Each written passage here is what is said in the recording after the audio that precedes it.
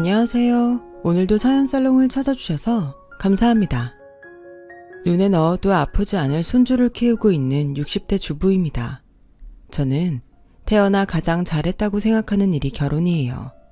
사실 제가 결혼하기까지 많은 일이 있었어요.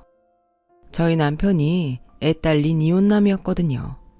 당연히 저희 부모님은 남편을 반대했고 저희 엄마는 그 충격으로 쓰러져 병원 신세까지 지셨는데 사랑이 뭔지 저는 남편을 포기할 수 없었어요.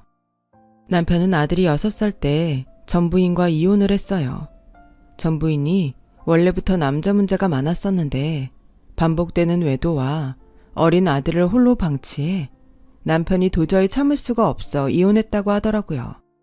당시 바람을 피우고 있던 아내도 양육권을 포기하는 대신 돈 5천만 원을 해주면 다시는 아들 앞에 나타나지 않겠다고 협의를 해오며 각서까지 썼는데 문제는 그 모습을 어린 아들이 모두 보고 있었다는 겁니다. 선생님, 모정이라는 게 엄마가 아이를 사랑하는 거죠? 그런데요, 세상의 모든 엄마가 아이를 사랑하지는 않는 것 같아요.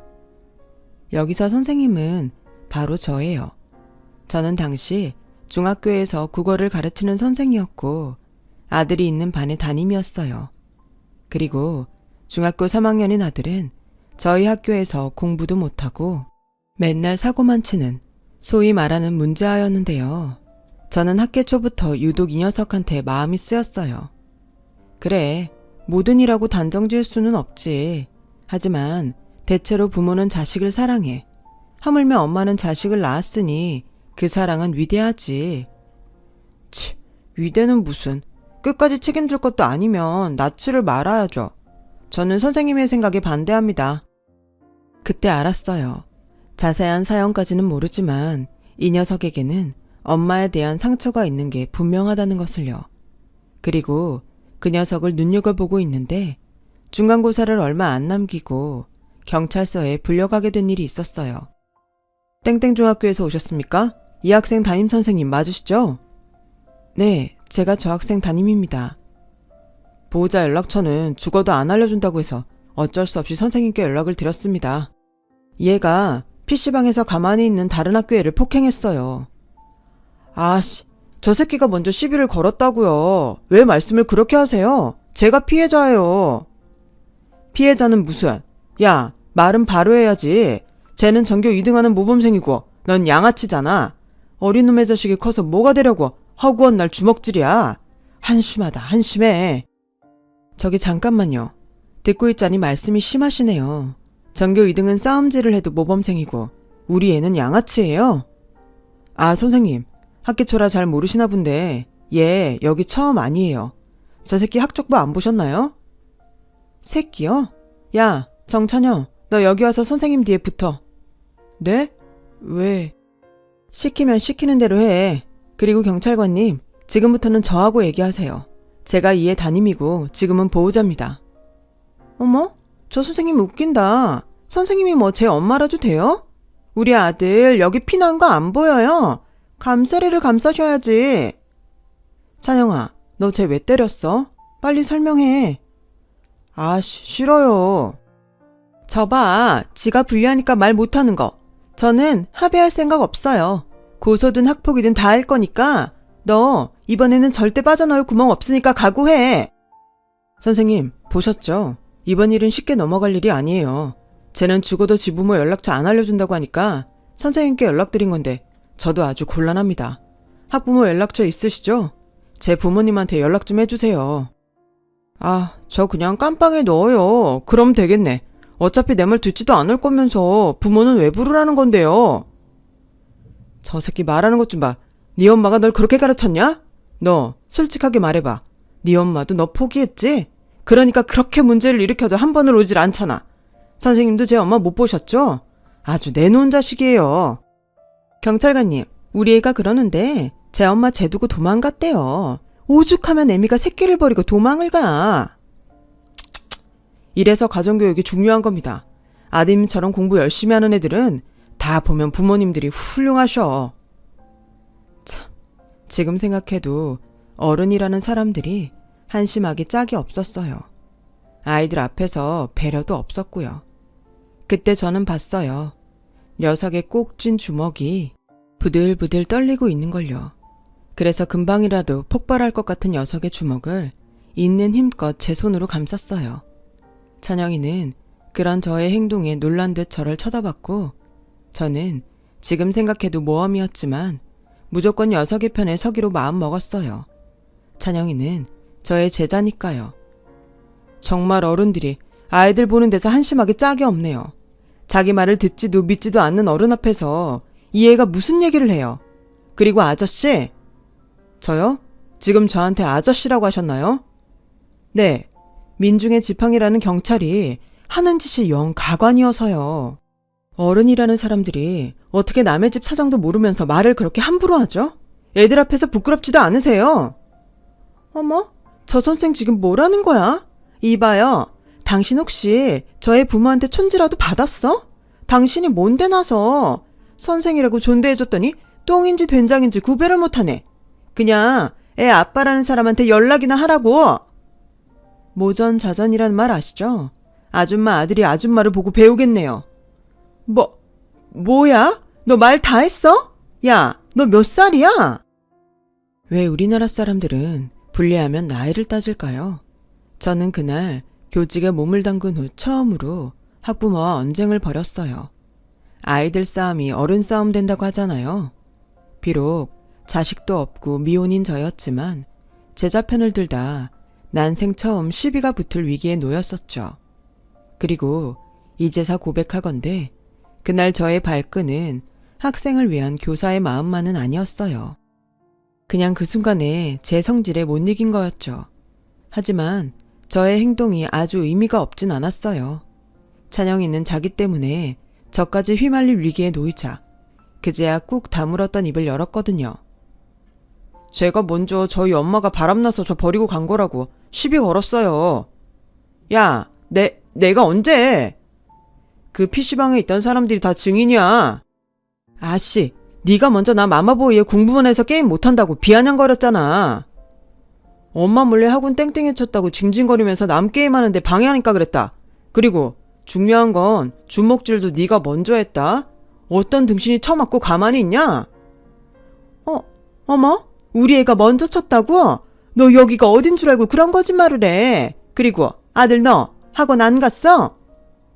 경찰관님, CCTV 확인하셨어요? 그게 거기 사장님이 고장났다고 하셔서. 고장 안 났어요. 제가 알아요. 어젠 PC방 CCTV로 도난 사건 처리하는 거 봤어요. 결국 경찰관님은 전교 2등의 말만 믿고 일을 이렇게 처리하신 거네요, 뭐. 누가 먼저든 싸움을 했다는 건 쌍방이니까 둘이 똑같다고 치지만 경찰관님 일 처리는 문제가 많아 보이네요. 지금이라도 같이 그 PC방에 가보죠. 그럼 누구 말이 진짜인지 금방 알겠네요. 그리고 만약 우리 애가 억울하게 몰린 거라면 저 진짜 가만 안 있습니다. 잘못했어요. 아씨, 제 말이 다 맞아요. 공부하기 싫어서 엄마한테 거짓말하고 PC방 갔는데 게임도 잘 안 되고 열받아서 홧김에 제가 그랬어요.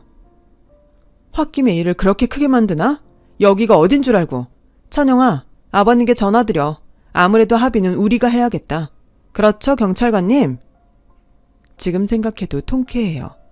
그리고 그날 저는 찬영이 담임을 맡으면서 남편을 처음 만났고 그날의 사건으로 제 인생은 조금씩 달라지기 시작했어요. 물론 처음엔 그냥 교직 생활 중 한 번 있는 해프닝인 줄 알았는데 이제 와보니 그날의 일은 제 운명을 통째로 바꿔놓았네요. 찬영이는 그날 사건 이후 완전히 달라진 아이가 됐어요.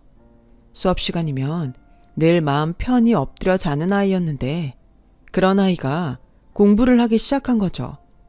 저는 다른 것보다 찬영이 스스로 노력하기 시작했다는 것이 참 기특했는데 그러다 학부모 상담 주간에도 볼 수 없었던 찬영의 아버지이자 지금의 남편이 담임인 저를 찾아왔어요.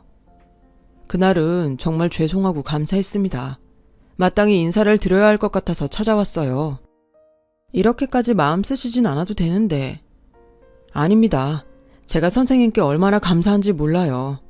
창피한 말이지만 저는 찬영이에 대해 아는 게 별로 없거든요. 본인이 말을 안 하니 알 길이 없었죠. 근데 그런 녀석이 얼마 전에는 저한테 문제집을 사달라고 하더라고요. 저는 물론 그냥 돈을 받기 위해서 하는 거짓말인 줄 알았는데 집에 진짜로 문제집이 있어서 아주 깜짝 놀랐습니다. 그러셨어요. 솔직히 저도 요즘 찬영이한테 놀라고 있어요. 수업에는 도통 관심이 없었는데 요즘은 공부를 하려고 애를 쓰는 것 같더라고요. 다른 과목 선생님들도 많이 놀라고 계세요. 그래서 제가 물어봤습니다. 왜 갑자기 공부를 하냐고, 꿈이라도 생겼나 해서요. 근데 하는 말이 담임 선생님한테 보답할 길이 그것밖에는 없는 것 같다고 하더라고요. 그러면서 그날 담임 선생님이 자기 편을 들어주셔서 무척이나 감동받았는데 저한테 사실은 세상에 자기 편은 없을 거라고 생각했대요. 그런데 선생님이 무조건 자기 편을 드는 걸 보고 세상에 선생님한테만큼은 꼭 실망시키지 않고 싶다고 하더라고요. 명색이 제가 부모인데 찬영이 말에 제가 부끄러웠어요. 아직 찬영이가 어려서 잘 몰라요. 아버님이 이렇게 찬영이한테 관심이 많으신데, 그리고 그때 찬영이는 죽어도 아버님 경찰서에 부를 생각이 없었어요. 아마 아버님한테도 실망스러운 모습 보이고 싶지 않아서가 아닐까요? 원래 부모 자식 사이가 그런 거잖아요. 다른 사람 눈에는 아주 잘 보이는데 당사자는 서운하고 미웠던 것만 보이는 거. 저도 저희 부모님한테는 성에 안 차고 걱정만 시키는 딸이에요. 들어보니 선생님 말씀이 맞는 것 같네요. 제가 볼 땐 선생님은 너무 훌륭하신데, 제가 다른 건 몰라도 찬영이 담임 맡는 동안은 찬영이한테 신경 많이 쓸게요. 찬영이는 싫을 수도 있지만 아버님이 아시면 좋을 일이나 아버님의 도움이 필요한 일이 생기면 귀뜸 드리도록 하겠습니다. 그때 남편의 표정이란 경찰서에서 제가 찬영이 편을 들어줬을 때와 흡사 비슷한 얼굴이었어요. 부자지간이라 닮기도 했지만 무언가 서툰 구석이 유독 많이 닮아 보였죠. 그렇게 저는 선생으로서 찬영이를 눈여겨봤어요. 그리고 자연스럽게 찬영이 일로 남편과 통화를 하거나 가끔은 만나는 일도 있었는데 표현하지는 않았지만 무슨 마음인지 자꾸만 남편에게 신경이 쓰였어요. 한 번은 찬영이의 진학 문제로 남편이 상담차 학교에 왔는데 와이셔츠 소매 단추가 모두 떨어져서 소매가 너덜너덜 하더라고요. 게다가 자세히 보면 어떻게 세탁을 했는지 얼룩도 보였어요. 그때는 말하지 못했지만 속으로 이런 게 부인 손이 필요하다는 건가 하는 생각을 했고, 또 한 번은 현장학습을 갈 때였는데 분식점에서 김밥 2줄을 샀는지 검은 봉지를 든 찬영이를 보고 제 일처럼 속상한 마음이 들었어요. 그렇게 표현하지 않았지만 근 1년을 남편과 찬영이를 남모르게 의식하며 지냈고 거의 불가능할 거라고 생각했는데 1년의 노력으로 찬영이는 인문계 고등학교에 진학하게 되었는데요. 비록 학군에서 가장 미지망률이 높은 학교였지만 저는 찬영이가 보인 기적 같은 성과에 박수를 보냈어요. 사실 여름방학을 보내고 온 찬영이가 저에게 이런 말을 했었거든요.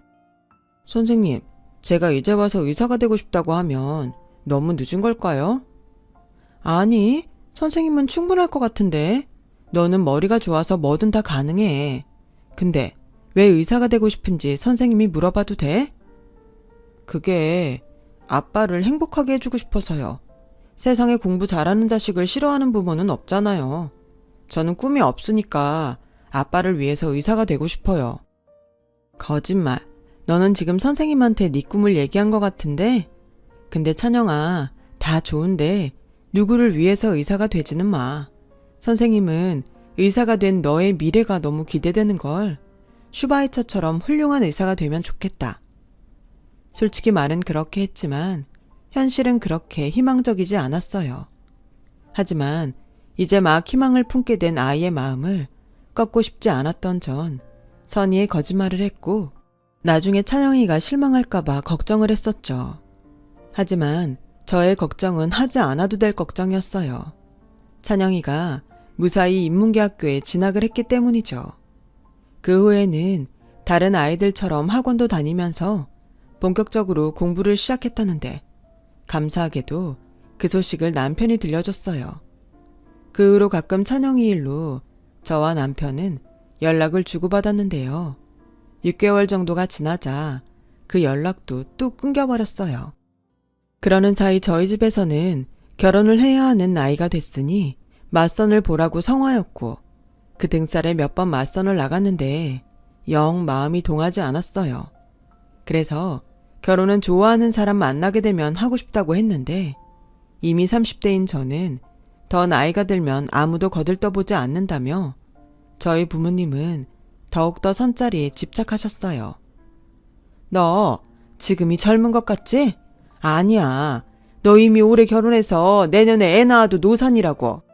그나마 직업이 교사라서 이렇게 선자리가 들어오는 건데 너 금방 40이다. 아무리 교사라고 해도 그때는 좋은 자리가 없어. 엄마, 결혼이 무슨 자리야? 난 아이들 가르치고 싶어서 선생이 된 거지. 좋은 집에 시집가려고 선생이 된 게 아니야. 그거나 저거나 겸사겸사 좋지 뭐.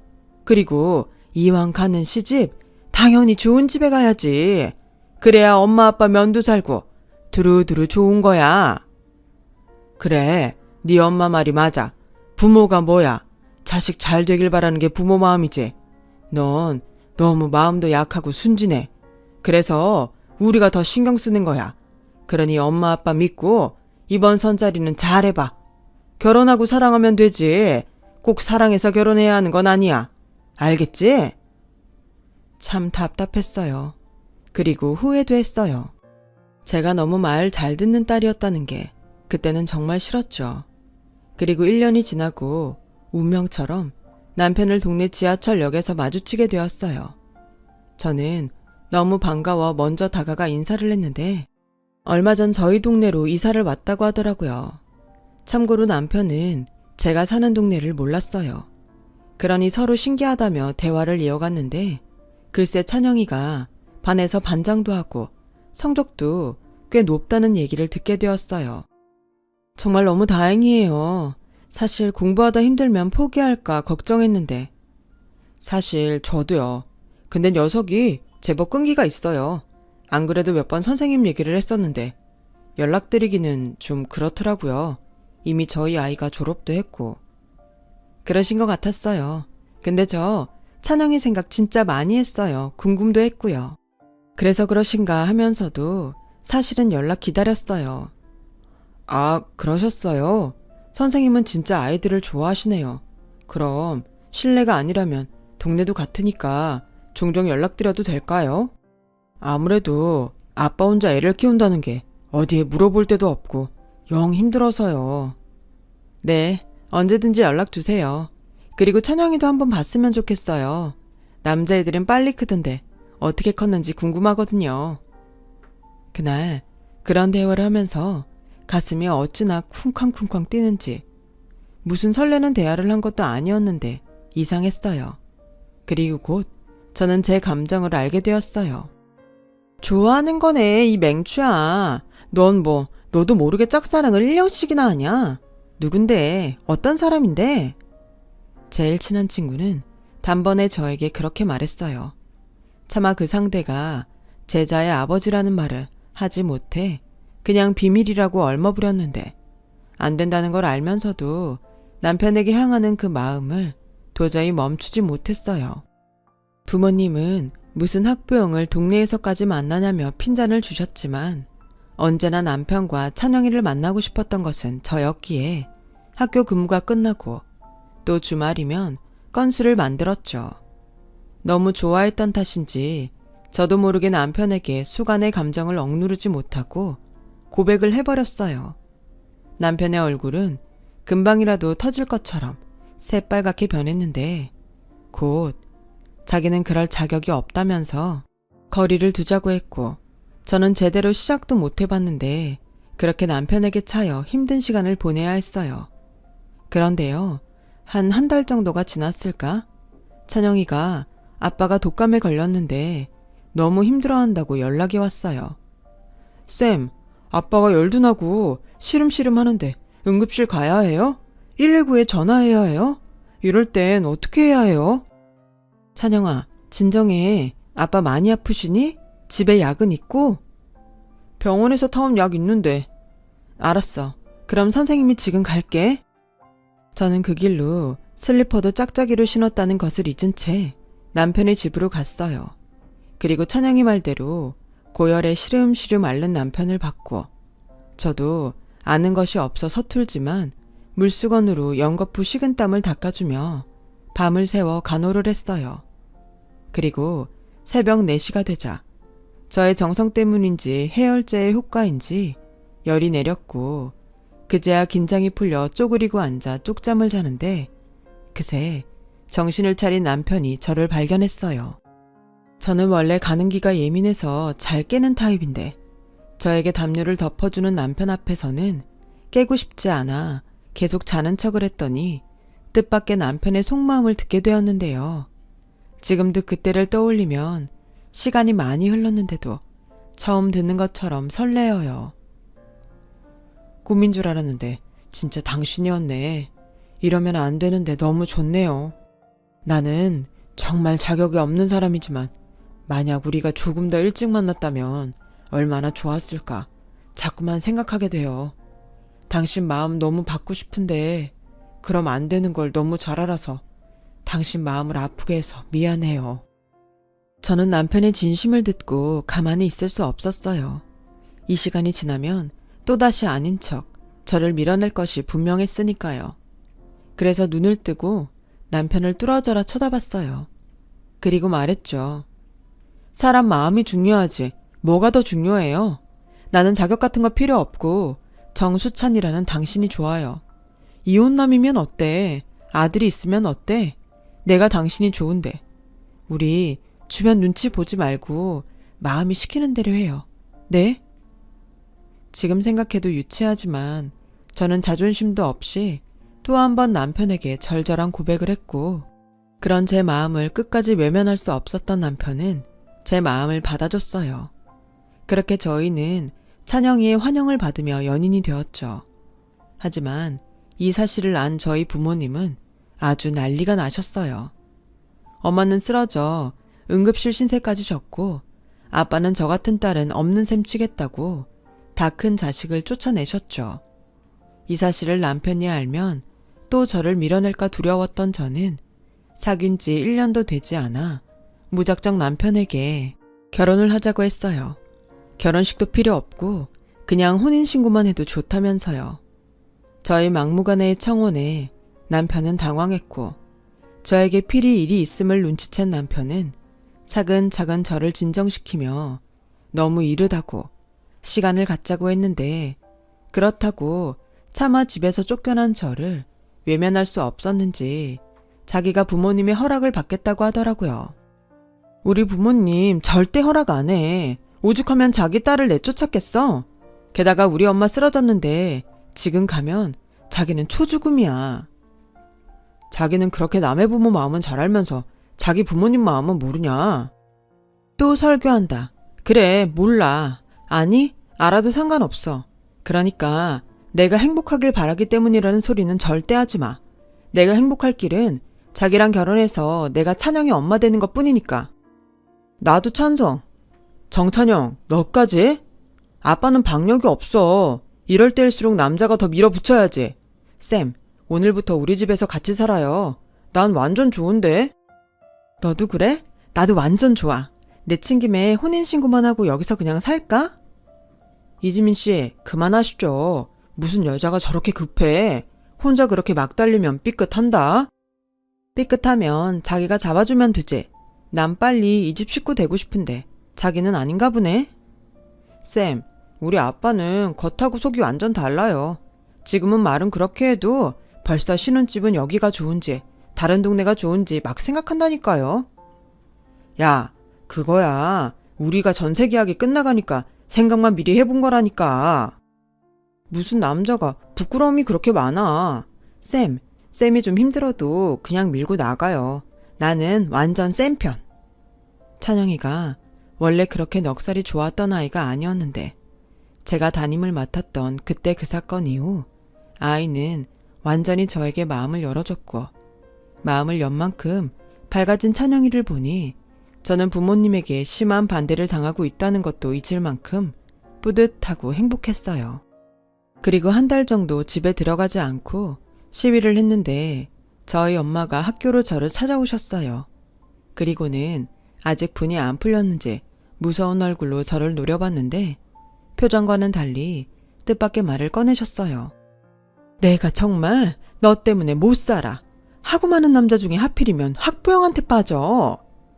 여기 내 직장이야. 그런 소리 할 거면 가. 너 당장 오늘부터 집으로 와. 싫어. 허락해주지 않으면 절대 안 가. 너 정말 이럴 거야? 아휴, 알았어. 알았으니까 집에 들어와. 괜히 살림부터 차렸다고 동네 소문나게 하지 말고. 그리고 신혼집은 집에서 아주 멀리 얻어. 꼴 보기 싫으니까. 뭐라고? 엄마, 내가 지금 잘못 들은 거 아니지? 엄마 지금 허락하는 거야? 그래, 내가 전에도 말했지. 다 너 잘 되라고 그러는 거라고. 근데 네가 죽어도 그 사람 아니면 안 된다고 하니까 어쩌겠냐. 남의 아들 사정사정하는 거 보는 것도 힘들고 나랑 네 아빠 두 손 두 발 다 들었어. 그러니까 오늘부터 그 사람 우리 집에 오지 말라고 해. 알았어? 나중에 식 올리면 그때 오라고. 설마 수찬 씨 우리 집에 갔어? 오다 마다냐? 맨날 와서 너 달라고 하는데 내가 아주 노루제 걸리겠어. 너 언제 그 사람 무릎 괜찮은지 한번 봐라. 남자가 그렇게 쉽게 무릎을 꿇어서야 쓰겠냐. 그래도 뭐 사람은 선해 보이더라. 믿음도 가고. 저는 정말로 놀랐어요. 늘 퇴근하면 저희 집에 들러 빌고 왔다는 남편을요. 저한테 그리고 찬영이한테는 아무 일도 없는 것처럼 내색 한번 하지 않더니 이런 사람을 제가 어떻게 안 좋아할 수가 있겠어요. 그렇게 저희는 결혼을 했어요. 저희 엄마의 바람대로 신혼집은 저희 친정과 멀리 떨어진 곳에 장만했고요. 그리고 결혼하자마자 둘이 아닌 셋이었지만 마치 처음부터 우리는 셋이었던 것처럼 많이 행복했죠. 그리고 저는 혹여나 찬영이가 상처받을까 결혼 전 남편에게 아이는 갖지 않겠다고 선언했는데 남편은 고마워하면서도 미안해하며 평생 행복하게 해주겠다고 약속을 했는데 남편은 그 약속을 완전히 지키지 못했어요. 남편은 건축 현장에서 일하는 소장이었는데 무엇이 문제였는지 화재가 일어났고 그 화재 속에 유일하게 사망자가 있었는데 그 사람이 바로 저희 남편이었어요. 그 일이 결혼하고 6년 만에 일어난 일이었는데 저희 아들 찬영이가 원하던 명문대 의대에 합격하고 군대에 가서 막 제대를 했을 때였어요. 현장에서 사고 소식을 듣고 수업이고 뭐고 정신없이 병원으로 달려간 저는 너무나도 차가운 남편의 얼굴을 확인하는 순간 그 자리에서 혼절을 하고 말았어요. 정신을 차려보니 남편의 빈소가 벌써 차려져 있었고 찬영이가 상주 옷을 입고 있는데 악몽을 꾸는 것 같더라고요. 그래서 사실 남편의 장례식은 기억이 잘 나지 않아요.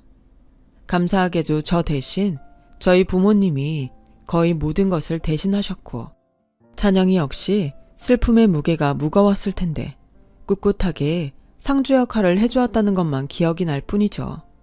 사실 그때까지 찬영이와 저희 부모님은 꽤 서먹서먹한 사이였어요. 친손주가 아니니 어쩌면 당연한 거였지만 저는 찬영이가 그게 상처일까봐 종종 부모님에게 눈치를 준 적도 있었는데 장례가 치러진 3일 내내 저희 부모님은 저도 저지만 아직은 부모의 죽음을 감당하기가 어려운 찬영이를 많이 챙기셨어요. 그리고 저희 아빠가 찬영이한테 했던 말을 저는 지금도 또렷이 기억합니다. 힘들어도 지금은 무너지면 안 돼. 할아버지가 옆에서 버틸 테니까 너도 버텨. 아빠 잘 가시라고 걱정하지 마시라고 말해주자. 할아버지, 저는 지금도 믿기지가 않아요. 그리고 무서워요. 저 이제 어떡해요? 당연히 무섭지. 근데 찬영아, 무서워하지 마. 너한테는 우리가 있으니까 괜찮아. 지금은 아닌 것 같지만 분명히 괜찮아질 거야. 안 그런가 정서봐? 이렇게 빨리 자네를 보내게 될 줄 알았다면 내 허락하지 말걸. 아니, 반대하지 말걸 그랬어. 자식은 가슴에 묻는다고 하던데 자네가 내 자식이긴 했나 보네. 이렇게 아픈 걸 보니. 저는 너무 속상했어요. 더 많이 행복할 수 있었는데, 더 좋은 추억들을 만들 수 있었는데, 너무 빨리 떠난 그 사람이 안쓰럽기도 하고 믿기도 하더라고요. 그리고 제 몸 하나 챙기지 못하고 몇 번을 쓰러졌던 저는 제 옆을 지키는 남편을 쏙 빼닮은 아들을 보며 이젠 힘을 내야겠다고, 강해져야겠다고 생각했어요. 곧 있음 복학도 해야 하는 아들의 마음을 조금이나마 편하게 해주고 싶었거든요. 그래서 밤에 혼자 울지언정 찬영이 앞에서는 아무렇지 않은 듯 씩씩하게 굴었어요. 그리고 속 깊은 찬영이 역시 이런 저를 배려하려 그렇게 더 살가운 아들이 되어 옆에 붙는데, 지금 생각하니 우리 둘은 서로의 상처를 많이 배려하느라 그날 이후 가면을 쓰고 살았던 것 같아요. 게다가 저는 저대로, 아들은 아들대로 바쁜 일상을 보내니 함께 있는 시간이 점점 줄어들었어요. 아들이 의대 졸업과 국시에 붙으면서 본격적인 병원 생활이 시작되자 얼굴 보고 밥 먹을 시간도 없어졌어요.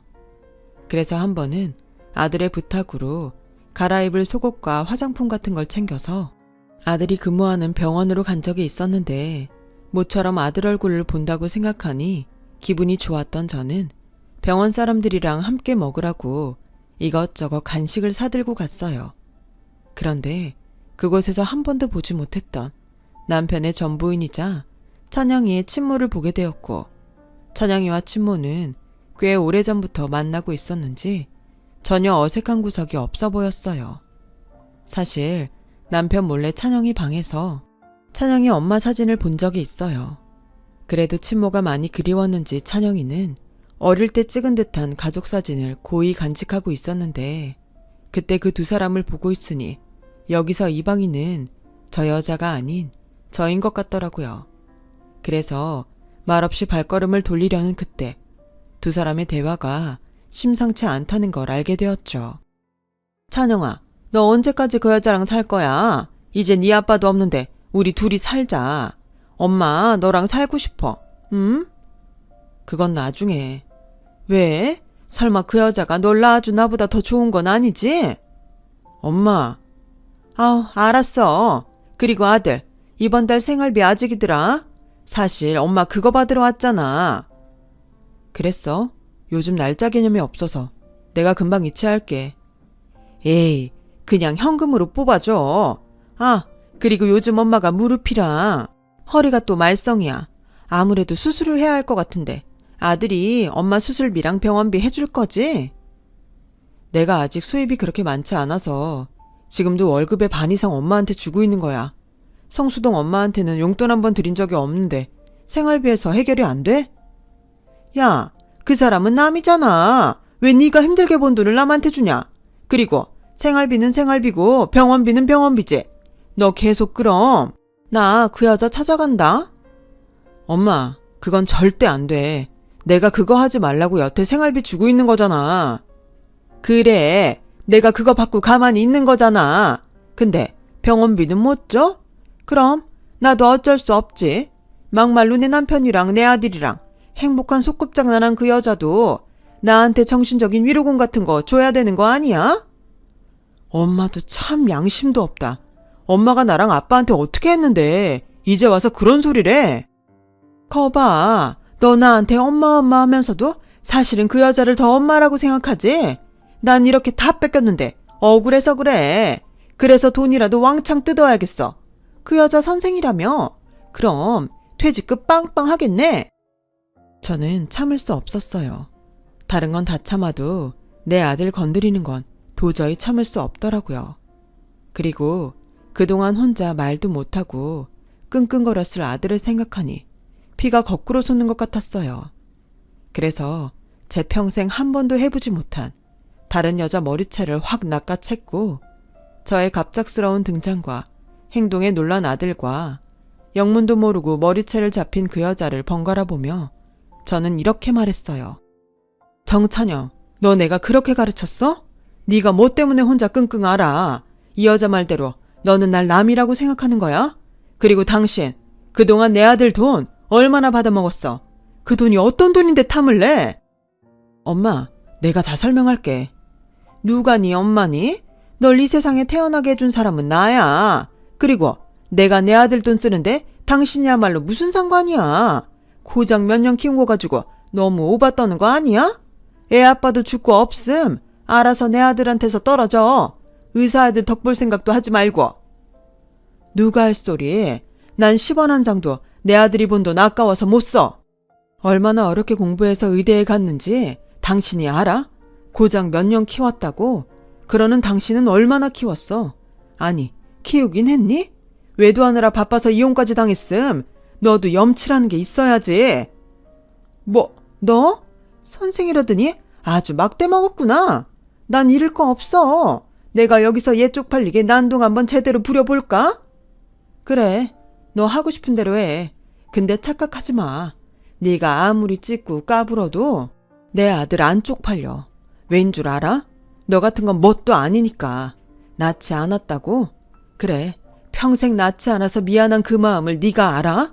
근데 나 자신 있어. 낳지는 않았지만 내 목숨처럼 키운 아들이야. 그러니까 그런 내 아들한테 한 번만 더 나타나면 당신이 내 남편한테 다시 나타나지 않겠다는 조건으로 받아간 5천만 원, 무슨 수를 써서라도 다시 토해내게 할 거야. 잊은 거 아니지? 당신이 직접 각서에 지장까지 찍은 거. 뭐야? 그건 찬영이 아빠한테 준 거지. 너랑 상관없잖아. 너야말로 애 아빠 죽었으니까 내 아들 옆에서 떨어져. 그때 찬영이의 친모는 거의 미친 여자처럼 저를 밀쳤어요. 그래서 그 힘에 제가 넘어졌는데 그 모습을 본 찬영이의 눈이 심상치 않더군요. 지금 뭐 하는 거야? 당신이 뭔데 우리 엄마한테 손을 대? 나았으면 다야? 당신도 이미 알잖아. 내가 왜 당신이 달라는 대로 생활비를 줬는지. 당신 같은 여자가 우리 엄마한테 접근하는 게 싫었어. 아빠가 없으니까 이제 우리 엄마 보호자는 나니까. 근데 당신의 욕심은 끝도 없네. 이젠 한 푼도 주지 않을 거니까 당장 꺼져. 뭐라고? 너 지금 널 낳아준 엄마한테 이게 무슨... 알았어. 내가 잘못했다. 그냥 주던 생활비만 줘. 나 그 돈 없으면 당장 굶어 죽어. 미우나 고우나 내가 네 생모잖아. 응? 찬영아. 사지육시 멀쩡하면 일을 해. 거지처럼 구걸하지 말고. 그리고 나 이번 일 절대 그냥 안 넘어가. 당신이 그동안 갈취한 내 아들 돈도 무슨 수를 써서라도 다 찾아올 거니까 단단히 각오해. 나 아는 변호사 많거든? 정말 재수가 없으려니까 내가 더러워서 간다 가. 다시는 안 나타나면 되잖아. 말년에 의사 아들 덕 좀 보나 했더니. 그렇게 아들의 친모는 잔뜩 겁을 먹은 듯 주랭랑을 쳤어요. 그리고 병원 로비에 남겨진 저와 아들은 서로 아무 말도 하지 못했는데 아들이 먼저 미안하다며 무릎을 꿇더군요. 그리고는 이렇게 말했어요. 엄마, 미안해. 일부러 숨겼어. 그냥 나 혼자만 힘들면 될 것 같아서. 근데 믿어줘. 나한테 엄마는 엄마 한 사람뿐이야. 믿고 안 믿고가 어딨어. 천륜이 괜히 천륜인 줄 알아? 근데 피 같은 돈을 그렇게 쉽게 주면 어떡해? 도대체 얼마나 준 거야? 내가 진짜 너무 속상해. 엄마가 다 채워줄 거니까 얼만지 빨리 말해. 엄마, 나는 그 돈 진짜 하나도 안 아까워. 내가 엄마 지키는 데 쓴 돈이잖아. 의미 있다고 생각해. 물론 그 돈으로 우리 엄마 호강시켜줬으면 더 좋았겠지만 이미 엄마는 네 엄마가 됐을 때부터 호강이야. 이렇게 착하고 멋있는 아들을 공짜로 얻었는데 그 이상 뭘 바라냐? 네 아빠가 그렇게 가고 내가 지금까지 버텼던 건 다 너 때문이야. 내 아들이 있는데 엄마가 씩씩하게 살아야지. 그 힘이 지금까지 살게 했어. 엄마, 나도 엄마가 있어서 지금까지 살았어. 엄마가 경찰서에서 처음 내 편 들어줬을 때부터 나는 세상에서 엄마가 제일로 좋았어. 아빠보다 더. 우리는 창피하게 병원 한복판에서 그렇게 심파를 찍었어요. 지금은 그 일을 추억이라고 웃으면서 얘기하는데 아마도 우리는 그때 서로의 진짜 마음을 확인했던 것 같아요. 그리고 그 일로 배려하느라 썼던 가면을 벗어버리고 진짜 모자지간이 되었고 어릴 때 찍은 가족 사진을 여태 간직한 이유가 뭔지 뒤늦게 물어봤더니 나중에 친모가 약속을 깨고 나타나도 절대 그때의 일을 잊지 않으려 간직했다고 하는데 아들의 그 말이 제 가슴을 더 아프게 했어요. 그래서 할 수만 있다면 앞으로는 모든 순간을 행복하게만 해주고 싶었는데 3년 전 아들이 결혼을 하고 사랑하는 와이프와 딸을 낳고는 저희 바람대로 아들은 세상에서 가장 행복한 사람이 되었어요. 그리고 아들도 며느리도 모두 의사이다 보니 이제 돌이 막 지난 손녀딸은 저희 차지가 되었는데요. 누군가는 그러더군요. 퇴직 후 손녀나 보고 있으니 불쌍하다고. 그런데 그건 정말 모르는 소리예요. 이 조그맣고 귀여운 녀석이 커가는 모습을 매일매일 볼 수 있는데 이것과 바꿀 호사가 어디 있을까요? 그래서 저는 아주 당당히 말하고 다녀요. 교단에 섰던 예전보다 지금이 훨씬 더 행복하다고요.